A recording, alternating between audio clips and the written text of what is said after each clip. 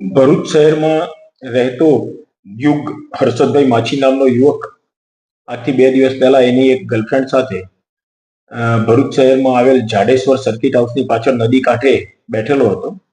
એ દરમિયાન એક અજાણ્યો ઈસમ એમની આ બંનેની પાસે આવેલો અને એમને પોતે પોલીસ છે એવી ઓળખ આપેલી અને બંને કેમ અહીંયા બેઠા છો એમ કરીને બંનેને ડરાવે ધમકેલા, તમારા પિતાને બોલાવવા પડશે એમ કહીને એમને ડરાવેલા અને એમની પાસે જે કંઈ હોય આપી દેવા કહેલું. તો આ યુગની પાસે 300 રૂપિયા જેટલા હતા.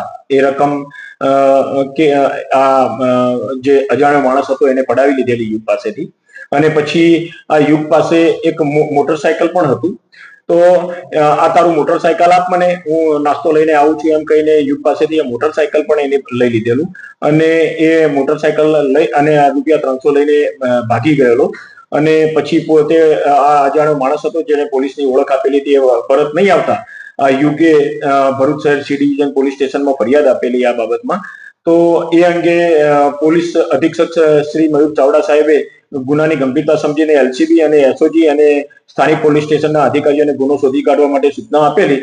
તો એલસીબીના પોલીસ માણસો પીઆઈ શ્રી વાળાના માર્ગદર્શન હેઠળ પીએસઆઈ શ્રી તુવર અને એમની ટીમના માણસો આ અંગે તપાસ કરતા હતા અને એમને બાતમી આધારે એક ઈસમ ને પકડી પાડેલો અને એને પૂછપરછ કરતા એને આ ગુનો પોતે કરેલો છે એવી કબૂલાત કરેલી.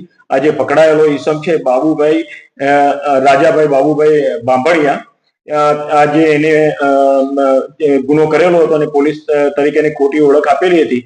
એ ઈસમને પકડીને એની પાસેથી આજે ફરિયાદી પાસેથી એ મોપેડ લઈને ભાગી ગયેલો તે મોપેડ રિકવર કરેલી છે અને ગુનાનો ભેદ ઉકેલી કાઢેલો છે.